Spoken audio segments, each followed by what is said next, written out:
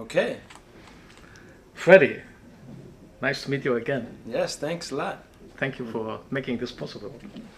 I saw on your website that beginning of December you have a beautiful gig in New York's jazz club Smalls with your own quintet.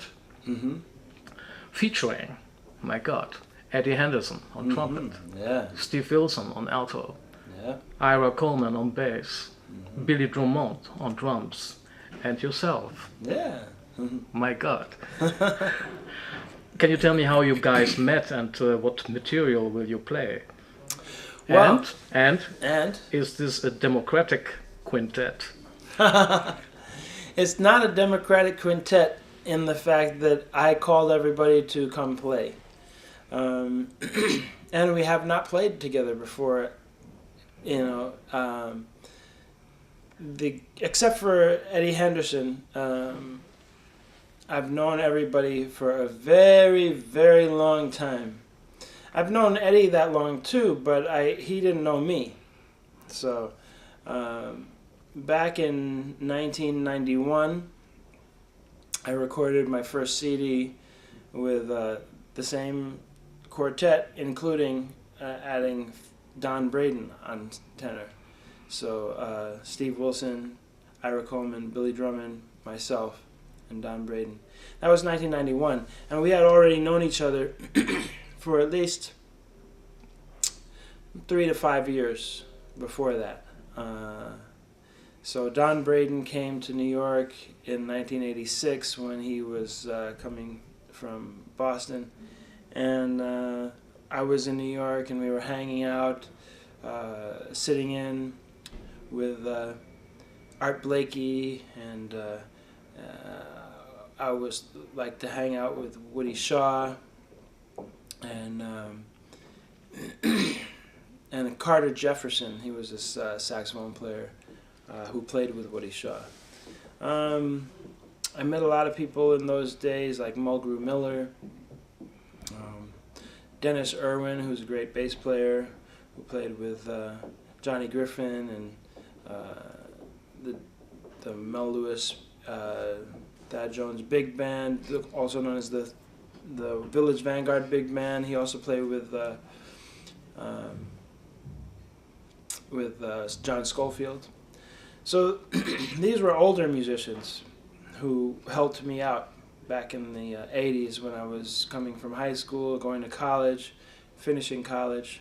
And when I came to New York, I was always living in New York, but when I came back from going to college, that's when I met Billy Drumond, Steve Wilson, and Ira Coleman, who was working with, everybody. He was working with Freddie Hubbard, and then of course he had the long gig with Tony Williams band. So that was the first quintet I played with, I recorded with. I had another great quintet that I didn't actually record with, including Ralph Moore on tenor, and Michael Formanek on bass, Tony Reedus on drums, who unfortunately passed, and he was one of the drummers with Woody Shaw.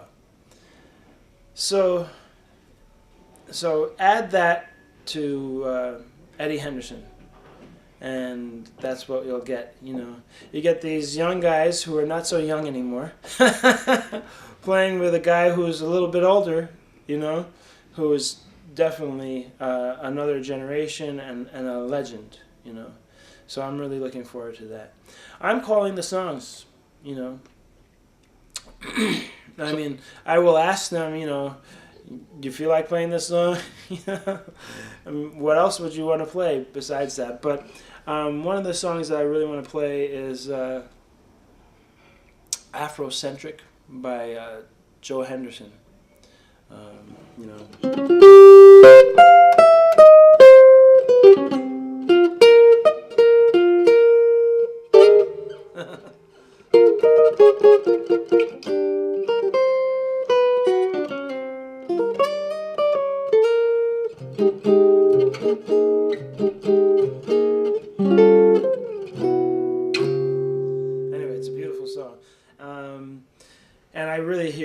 I really hear Eddie on that, you know. Then we're going to play probably my arrangement of Without a Song, which I first heard with Joe Henderson also. But the famous version is with more famous. The other one, Joe Henderson, is famous too, but the other one that everybody really seems to know is the Sonny Rollins version with Jim Hall. What else will we play? I want to play a couple of slow bossa nova ballads that go into some standard swing tunes. So I'm going to play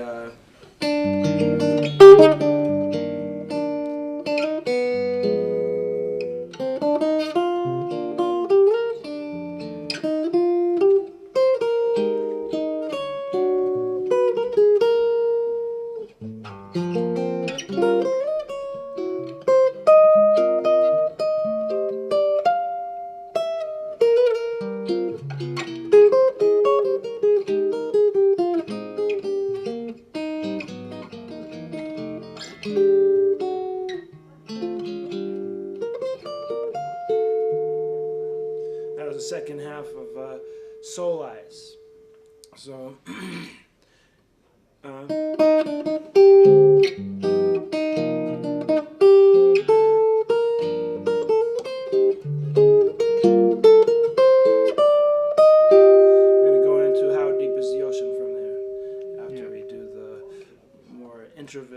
introverted, subtle bossa nova version. Then the other two songs that might be in the other set is a beautiful Jobim song called, translated, it's Portrait in White and Black. But there's another title called Zingaro. So Retrato en Branco e Preto. That's the song. And it's very similar to How Insensitive or Insensatez. He used the same inspiration of the Chopin prelude. So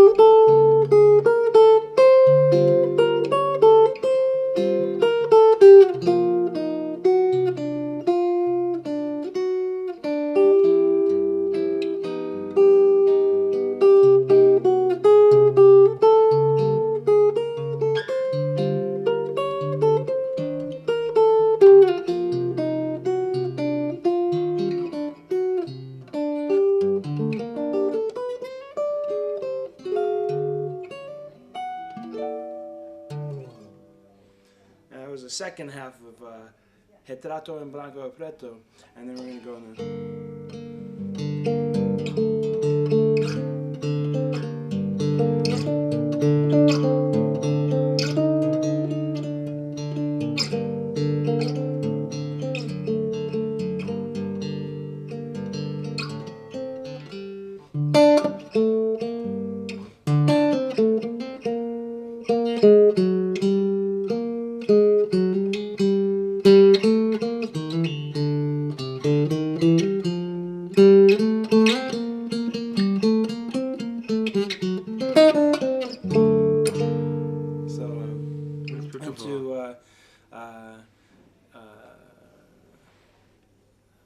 If I Should Lose You. If I should lose you. Yeah, If I Should Lose You. But anyway, I think those two songs go really beautifully together. I don't know, other tunes are going to be standards. I might play a couple of my slow bluesy tunes, like from my record Live Grooves Epic Tales, Blues Koan.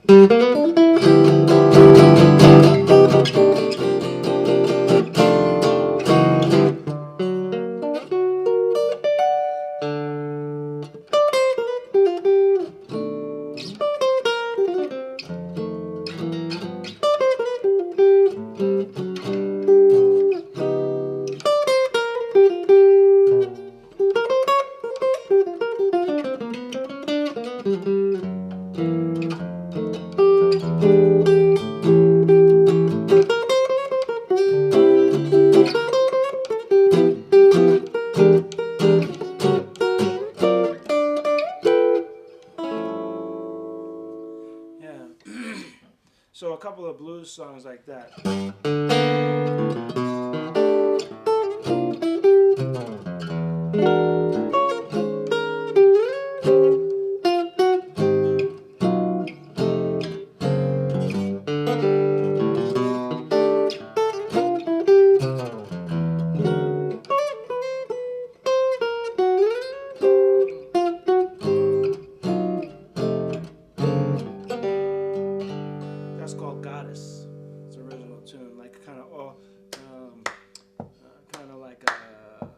A 6/8 or 6/3/4 kind of church thing.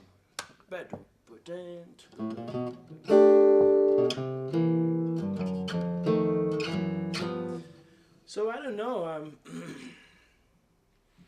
What else might we play? I think I might want to play the Wes Montgomery tune called SOS. That's a really crazy tune, but I can't play that solo. Anyway, cool. Sorry to be so long-winded. Well, you're playing in the Smalls, which I heard is a very small club, right? It is small, but it's a really packed club with a lot of people, and it's not the smallest club. I've been in a lot smaller clubs. First of all, here in Holland, and also in Japan. They have some really, really small clubs in Japan. But what's the magic for you to play in the Smalls? What makes it so special for you to play there? It's just it's a kind of magical place because of the scene, you know. All the people who play there and have played there. A lot of young people, a lot of people who, you know, started out their careers and then got really famous, you know, like Kurt Rosenwinkel and, you know, lots of great people who played there. It's got a really great vibe. It used to be a little different. It used to be a real bohemian kind of place where they didn't even have a liquor license. And so you had to bring your own alcohol with you, and also they had a bar, but you could just serve yourself orange juice or iced tea or anything like that, and you would just go up there and serve it yourself. You know, there was no bartender, so that's the way it started out. And then eventually they got a liquor license and started to be more of a real club where they would, you know, charge admission, and so. But it was very, very organic club, meaning it started from musicians and people like-minded. A lot of young people go there. It's really kind of a scene, you know, as opposed to a certain club that might be bigger, like the Blue Note, which is a great club, and it's a bigger club, but it costs a lot more. And it's totally not organic. You know, so come in and sit, buy some food or not, spend lots of money, and leave. You know, and then another one comes in and sits. You know, and it's not that kind of thing where it's really run by musicians and feeling like a home. You know. Yeah, but you don't need to pay for your performance there in the Smalls, or do you rent Smalls for your performance? Who, me? You? Yeah. No, I don't pay for it. They pay me. I mean, it's not a huge, you know, huge money or anything like that. But they have a good crowd of people. They all pay $20, and then they can also go to the club across the street, which is called Mesro, where I also play, and that was more like a piano bar. Piano, you know, it's got a beautiful piano, and you know, I play duo with piano players there. Sometimes trio, guitar, bass, and piano. But anyway, so people will pay $20, and they can go to both clubs.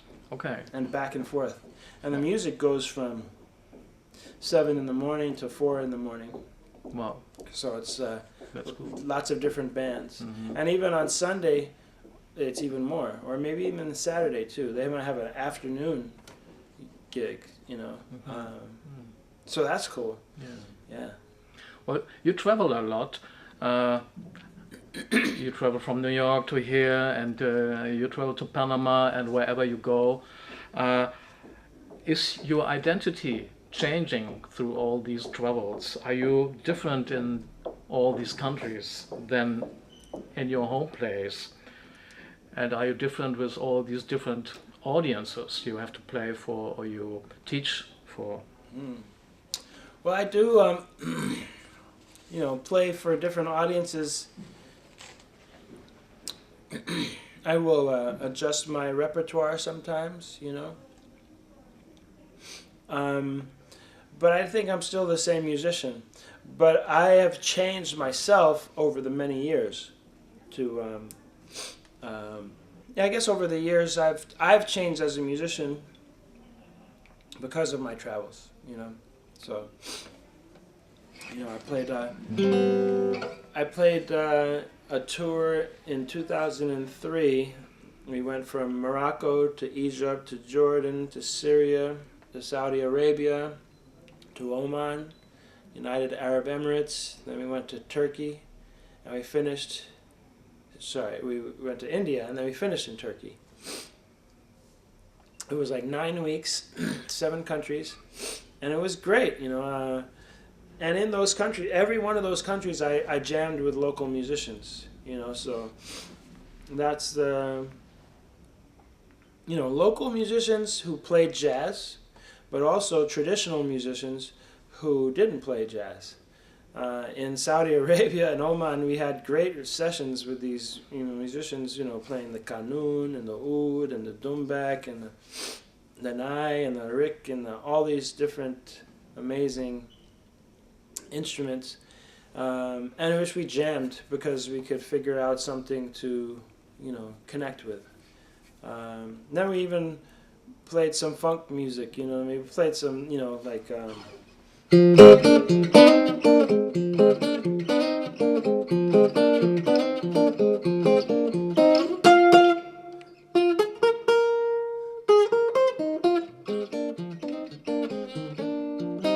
So that's Herbie Hancock's Cantaloupe Island, and but we actually played that with, you know, all those instruments I mentioned. It was crazy. We taught them it, and then they taught us their songs, you know. And, you know, because there was still internet then, you know, they had heard things like funk and James Brown and hip-hop in 2003, even though we were in Saudi Arabia. So we could do anything in our room, you know. It wasn't a place performances of music were illegal, you know, except for in certain places, like for traditional reasons. And so we had the first concert by Americans there. And I'm digressing, but they made it possible through a loophole. It was illegal to have a gathering of a concert, but we made it private in the School of Business, the University of Business. So by invitation, yet they left the doors open and anybody could come in, you know? So it was private and not so private, you know? And that's how we managed to do this concert, which we actually did with those musicians. They danced traditional dances, you know, fishing dances and hunting dances and wedding dances and all these kind of dances, and music that they played, and so that was great. So the point is that after that tour, I really had a lot of that sound in my mind, you know, Arabic sounds, and a lot of it connected with my you know, background in classical guitar and playing Spanish guitar and the sounds of Andalusia, you know. So, you know.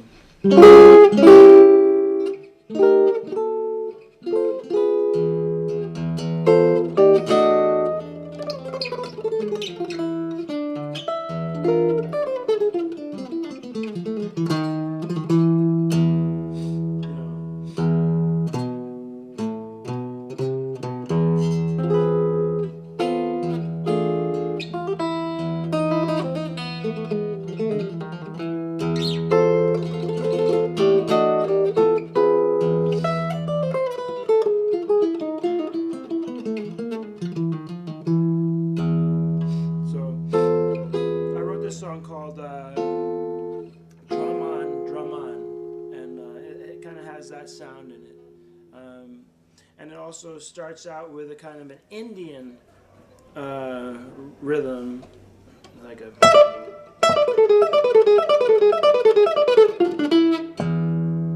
One, two, three, boom. 4,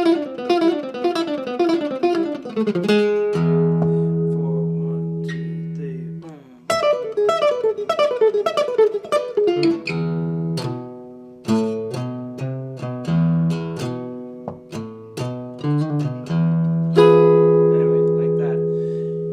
Eventually played it with a sitar player and his group with his tabla, and my group with violin, bass, guitar, and drums. And he also had a Indian cello. So I guess the tour changed me, you know. But also the tour was to help the rest of the world hear, you know, American jazz and help the rest, you know, sort of combine. It was a diplomatic tour through the State Department, so I was a jazz ambassador. Okay.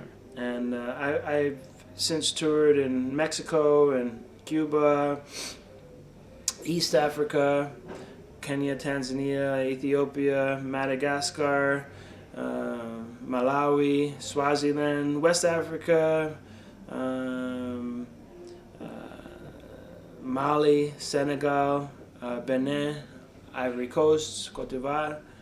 Yeah, so, and also Papua New Guinea and Singapore and all kind of that kind of a diplomatic thing. It's really been amazing for me because every once in a while I realize that my music has changed because of my experiences touring. And but I still am a jazz player. I still feel really connected to what I grew up playing. And I think it's just an extension of who I am. It's not like I'm changing or trying to, you know, play other people's music. You know, I try to make it my own. Yeah. Well, in your wife's documentary Complicit, we can enjoy amazing music, really amazing. I listened to last night something that's on YouTube, just a little piece. It's composed and performed by yourself, so we can hear string arrangement plus your acoustic guitar. And the composition is so beautiful, but the movie is really kind of heavy. Yeah. So how does it come together for you? How did you decide to put this beauty in sound into a very heavy documentary, kind of? Well, you know, in the documentary world, they sometimes like music and sometimes they don't like music. They don't want the music to tell the audience how to feel, you know, to be too melodramatic or, you know, sad or, you know, so, or too obvious. So when people are talking, you don't want to be listening to the music and not the person. What did the person say?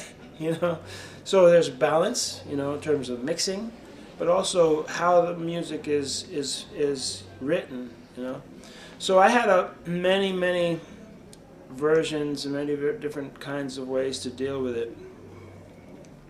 I wanted to try to do something that was similar to, like, you know, certain classical composers, Mahler and Wagner, where they have, you know, a leitmotif or a motif for certain characters. It didn't really get that specific, but I did think that at one point. And so some of those motifs that I came up with were related to certain characters. The opening of the film, when the sun is setting and they just buried someone in the ground and carried them over on their backs, you know, goes from the country to the city where the young people are going to work. So that was a kind of a pedal, you know, like a beautiful, like a low note, and then, you know, and it was kind of feeling to me like something hopeful, because at this point they're going from the country to this big beautiful city to get a job and to, you know, make money. And so yeah, that was not a sad thing. It was, you know, a little bit, they had to leave their family, so, you know, but they still really were looking forward to it. So that was one of the things that, you know, I wanted to sort of have a rolling kind of a feel like, okay, it was also on a train. There was a train moving at that time, and it just sort of continuous motion until it gets to the boat where the girls are talking to each other. So I just wanted to feel like that would bridge from their hopefulness, and then they are on the boat and looking at the beautiful skyline, you know. So yeah. Now, the next music in the film is flying over a factory, you know, and I used the 12-string guitar, and I used some, I don't remember exactly what it was, but it sounded mechanical. So, and I used you know, some harmonics, which kind of sounded like a bell, like a clock, you know, ringing, because they're in there for so many hours and hours and hours. You know, the shift is at least 12 hours, and then they get overtime and have to work for 16 hours or 18 hours or 20 hours. One person said he worked for about 3 days without stopping, and that's when he cut off his fingers by accident. Yeah. So that was what I did with that one. I tried to think of what sounds like,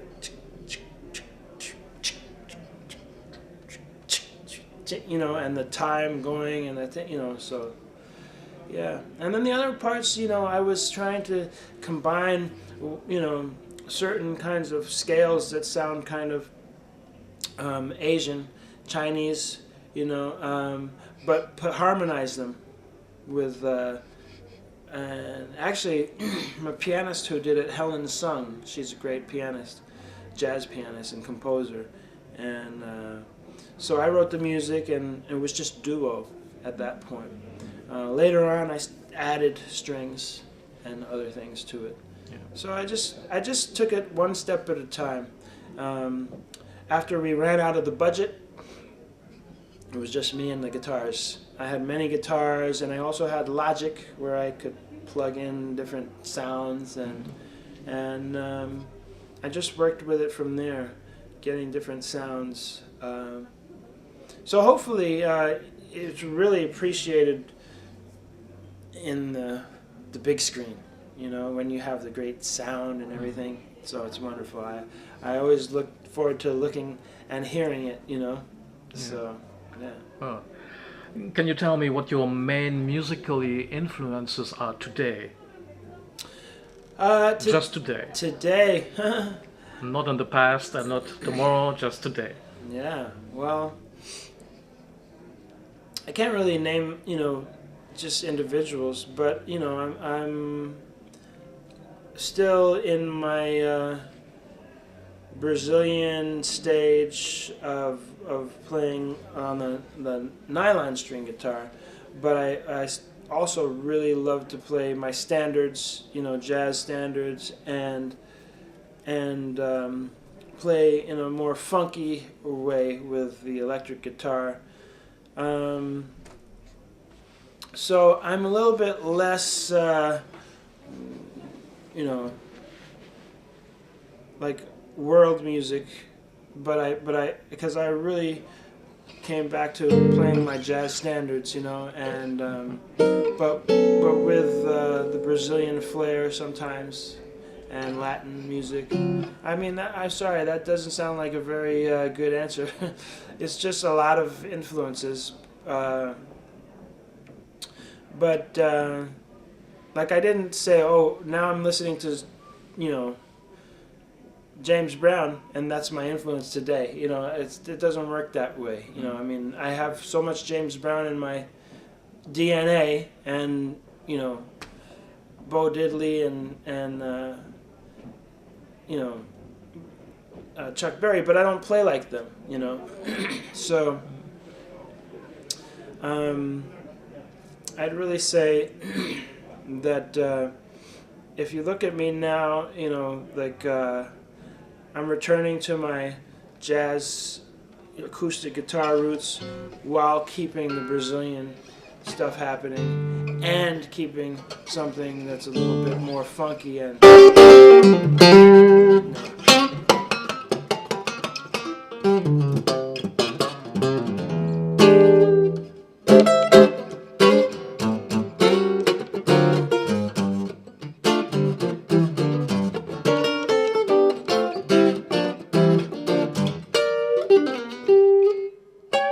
anyway, that's not such a good answer for you, but I guess it gives you some idea. I will tell you one thing, that 2 years ago, and that's current for me, because really it was such a big thing. I wrote a 20-minute guitar piece for a classical guitar, based on the New Orleans classic called St. James Infirmary, and I'm very proud of that piece. It's really, you know, a monster piece with different kinds of styles in it, including samba and Brazilian stuff, some funky, you know,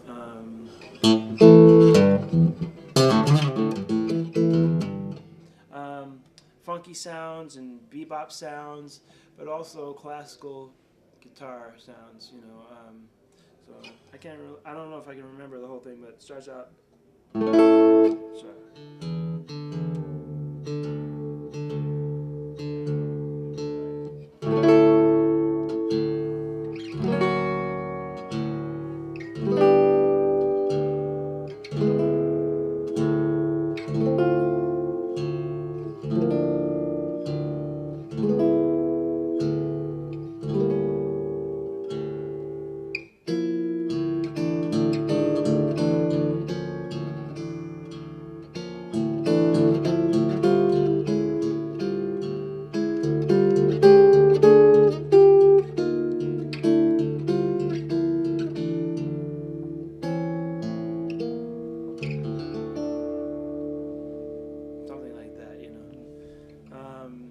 So, in my influences right now, I'm also returning to my classical guitar days and trying to incorporate that piece in certain of my concerts. Like I played last spring in Mexico, in Ensenada, it's in Baja California, and played a whole classical guitar concert. And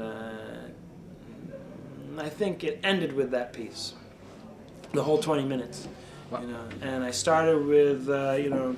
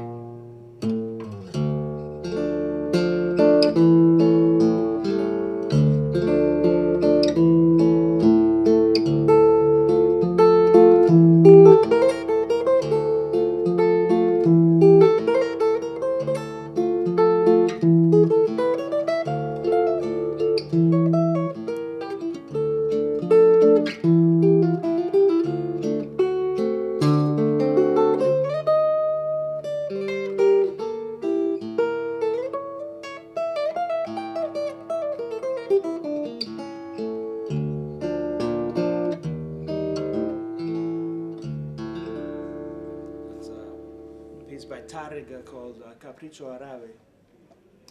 So I started with that, some classic, tunes, and I did some jazz tunes also, but on the classical guitar.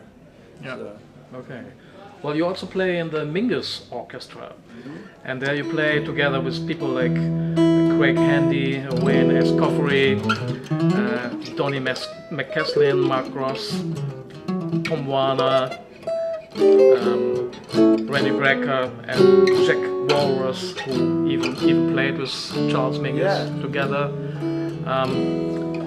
Do you still have time there to chat with each other, to have a coffee and a tea together? How is this going there with all these big super guys and girls, maybe? Well, it's great. It's we don't see each other except for when we play on those gigs usually. Everybody's busy, but every once in a while there'll be a party like Sue Mingus will have a New Year's party or something, and everybody will come and hang and we'll just talk. But between the sets they feed us really great barbecue, and we just hang and talk, and that band is very, very loose, and we even talk on the stage, during the concerts. Really? Just joke around and everything. So it's really a nice feel. Yeah. All those guys, and you never know who's going to play in the band, because it's you this week. Cool, It's not only me on the guitar. It's great people like Lage Lund and Jack Walrath, and so. Yeah. David Gilmour was a great guitarist. Originally it was Adam Rogers. It's a great community. Can you tell me what Charles Mingus makes? Why is he still so good and interesting to play, and even in this setting? Why do we need Charles Mingus still? Right. What's going on? For me, there are many answers to that question. I mean, just the fact that he has such a really strong blues bass and bebop bass and swing bass like Duke Ellington, beautiful melodies, interesting different kind of harmonies and different forms. It's like if we're still playing standards, like standards of the American songbook, written by Tin Pan Alley people, we should definitely still be playing geniuses like Duke Ellington's music and Charles Mingus's music and Bird and Dizzy, all those. It shouldn't be like, that's old, let's not play it. I mean, or else we should stop playing, Stella. Why we keep playing that? I think Charles Mingus's music is as interesting and more interesting than most of the standards we play. The thing is we share the standards as a common vocabulary, and so keeping Mingus's music alive like this is helping make his music standard in that way. Even so, he's not played as much as Stella by Starlight. I think maybe because it's easy. Those tunes are easier in a way. You know what I mean? They're less.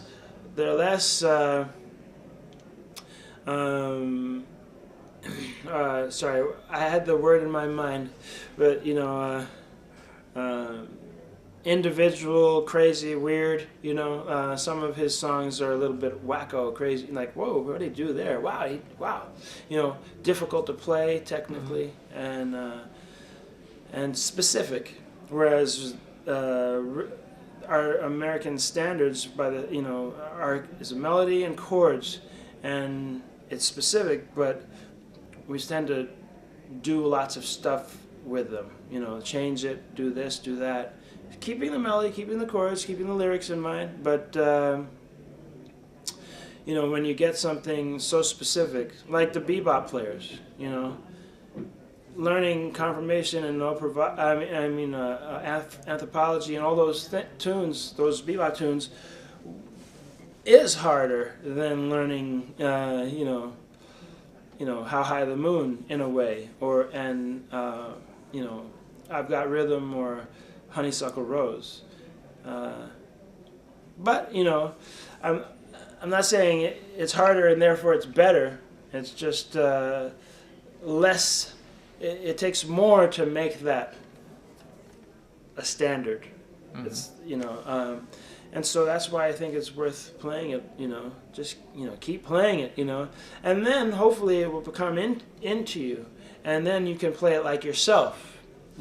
Not to try to play it just like Mingus or just like Duke. Yeah, make it your own language in a way. Yeah, it's harder to do it because he was such a very characteristic person and mind, So it's hard to not sound like him and hard to put yourself in it, But he wanted you to do that. He would yell at you, if you sounded like you were trying to sound like Charlie Parker, But even though he loved Charlie Parker. Oh, yeah. You know what I mean? Yeah. You never met him? No, but I'll tell you something, that his youngest child was my best friend growing up. And we only went to summer camp. Well, I would say I had many best friends. I don't want any of my friends getting... I would just say he was one of my very special friends because we met in summer camp. And I was young, like 9, 10, or 11 years old. Maybe it was a little later, I don't know. But I know I went to that summer camp from when I was 6 years old to 16. And, we both had big afros, and we both were into Parliament and Funkadelic and jamming on music. And then I got into his father's music, and actually really through his father's record, I heard Rassan Roland Kirk, and after that I just got like 17 LPs of Rassan Roland Kirk before I got any other records, because I had heard him on the Carnegie Hall concert with Charles Mingus, and that was the reason why I did that, was because my friend was Eric Mingus, the youngest son, and I was like, oh, his father's a jazz musician. I like jazz. Oh, wow, I really like this, Mm-hmm. So every summer I'd come back and we'd play more and stuff like that. So he was in my life in a way, but he died early, before these years in camp. Mm-hmm. So I couldn't have met him.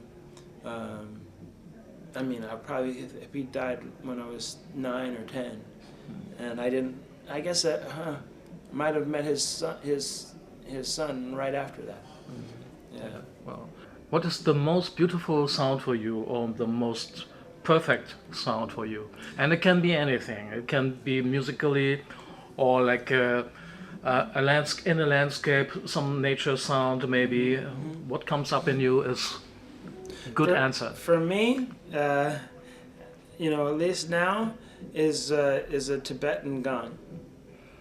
Yeah, the bing goes away. How it just fades away into silence is my favorite thing. It's the thing that can calm me down. It's the thing that can help me with meditation, and it's just a wonderful sound. I use it when we have a Thanksgiving, like the American Thanksgiving. A lot of people will pray before food or something like that. I just have everybody listen to it and think what they're thankful for, and just listen to it, and then it dissipates till you can't hear it anymore.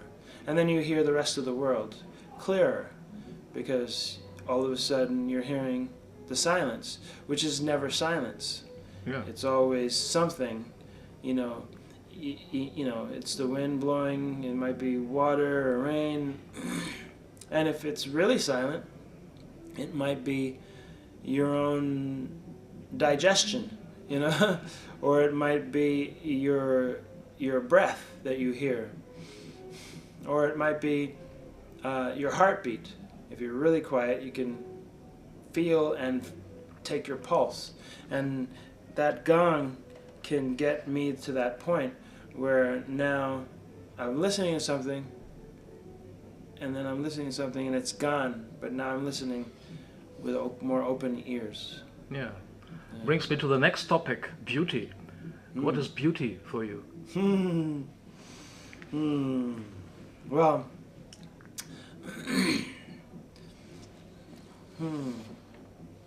well, that's a more complicated question, because it could be so many different things, you know. For me, you know, just what, I don't know how to answer that. What is beauty? Well, with various different, maybe I should go to the bathroom again and I can think about it. No. What is beauty? Well, I would say, you know, in the end, beauty is related to me. You know, is related to something good, something beneficial to the world, but also something that might be grand. You know, like a huge mountain. You know, the sea. You know. Trees and fields rolling forever, and even sometimes cityscapes, you know, like, you know, that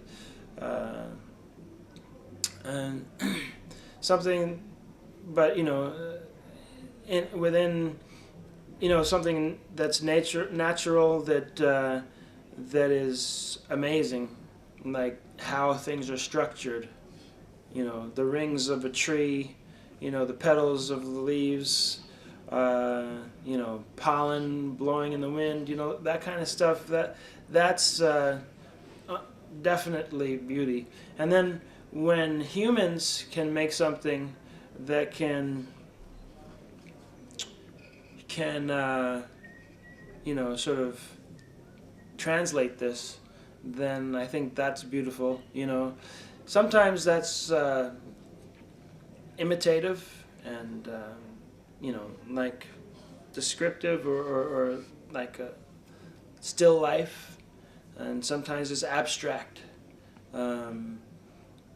So I can find beauty in abstractness as well. But usually, if something sounds or looks upsetting to me, usually I won't call it beautiful. You know, it might be powerful, it might be strong and important, because not everything has to be perfectly wonderful and nice, you know.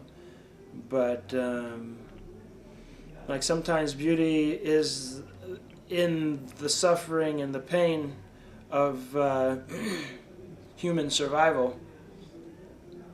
And there can be beauty in that, within the suffering, how people deal with that, and how you survive and adversity, and still have humanity, even though such suffering has happened. So there's beauty in that. You know, children we always think of, you know, and then the life from the children to being old. You know, children, we think children are beautiful, old people are beautiful, you know what I mean? Everybody else is beautiful too, but you see what you have to go through from being a child to being old, and that adds to it because of the life that people have lived, you know. So then there's the more beautiful, you know, the objective or the subjective ideas of what is beautiful, you know. Yeah. A beautiful man, a beautiful woman, beautiful music, whatever that is, you know, that's all subjective, and so I wouldn't want to comment on that too much. Okay. Yeah. Well, I have another one that is related to life. Can you tell me what life is? Where does it come from, and how life treated you until today? Oh man, So now you're getting all the easy questions out now, right? Yeah, that's yeah. So that you have a nice meal afterwards. Yeah. And you can think about that also. Well, from my Tai Chi practice, life is breath, life is chi, life is energy. It's really moving and never still, yet we try to be still to appreciate it more. We try to be quiet to appreciate the sound. So try to be still to appreciate the movement. So in that, life is what everything is going on around you, and it's inside you as well. So it's everything that's moving, everything that's, and even things that look still are moving. Everything has vibrations. You touch your hand to the wall, it's vibrating because of the music in the other room because you're in a music school. So this is life, and and sometimes life, like I said with the other question about beauty, presents adversity and challenges. So in my Buddhist training, and it's about how one deals with impermanence and the changing of life every day, because life is permanent, but the things in it are not permanent. So humans die, plants die, stones turn to sand, water turns to vapor, and to maybe to snow at some point, or sleet. So everything is changing. I think that's life, and how has it affected me? Well, I think that I should just be grateful and thankful that I'm alive, that I have my children, and I have my wife, and I lost my parents, my grandparents. That's what happens, I have friends who've left, I know that all these things that I just mentioned, are not permanent. So right now I'm just thankful that I have survived, and I can appreciate that. And then hopefully after other loss, I'll still be able to appreciate being here on the planet, and being able to see all those beautiful things, hear those beautiful sounds, and make music, Okay. Yeah. Last question. You live in New York City since a while. Can you tell me what the magic is for you to live in New York City and to have New York City as a home base for you? I would say I was born there, so it's kind of in my blood, and I really respect a lot of people who come to New York just out of the blue or because they feel like it. They have no family to support them, and it's a very tough, difficult city to do that with, but people do it all the time. They're always coming to New York, and I really respect that. I always had my parents home and friends and family and familiarity, so to me that keeps me comfortable, whereas a lot of people are not comfortable in New York because it gets very difficult, On the other hand, they're not comfortable, but they stay there, some of them, because it's so invigorating and inspiring, So all these amazing musicians, all this art you can see, all these concerts and cultural life, it's so much that you can't really do, you don't do enough with it. You feel bad because, oh man, I could have done that last night, I could have done this like that night, So all of that is really why so many people are in New York. I mean, if it, it's not just because they have good restaurants, you know what I mean? I mean, that's a stupid reason to be in New York, Maybe it's because they have lots of jazz clubs, and not as many as they used to, but still they have a lot of musicians, you know, a lot of students going there. So I think it's, you know, that's life, that's the motion, that's everything that's moving around in there. So I feel very comfortable with that. And even as a city person, I do like to go to the country and to experience something more chilled out and more peaceful in that kind of typical way. You know, the countryside, the fresh air, the stars, you know, where you can see them. There's not too much light in the sky from all the skyscrapers. So I really do appreciate that. And the more I am appreciating that more as I grow older. But I also wonder how I can leave New York permanently, which I think I can do, but I know that it would be difficult for me. My father was a Connecticut Yankee, and he was born in 1901, believe it or not. And he was 30 years older than my mother, who was born in 1930, so 29, 30 years older, depending on the time of the year. My mother was born in Harlem Hospital, and she always wanted to move somewhere else, move to the country, and so she eventually started a school in the rural New York state for the poor people in the, because they're usually forgotten about. We see poor people in the city, but the poor people in the country don't have music schools, don't need to have the opportunities to learn like in the city. And so she started a school. She would commute back and forth from New York to the country, and she wanted to live there. My father, who was from the country and moved to New York, never wanted to leave New York. He was like, what would I do there? You know, this is where my students are, this is where the concerts are, this is where this is happening. You know, so he kept my mother in New York, and she tried to go away from New York as much as she could, but since there was that 30-year difference, she was also helping take care of him in addition to kids, you know. So when I was born, he was 63 and 66, and then, you know, in most of my life, my memory in life, he was in 70s, and he died at 82. So the point is that life of the music, the life of the city, which has so much music involved in it, keeps people there, and kept my father there. So I still have that from my father.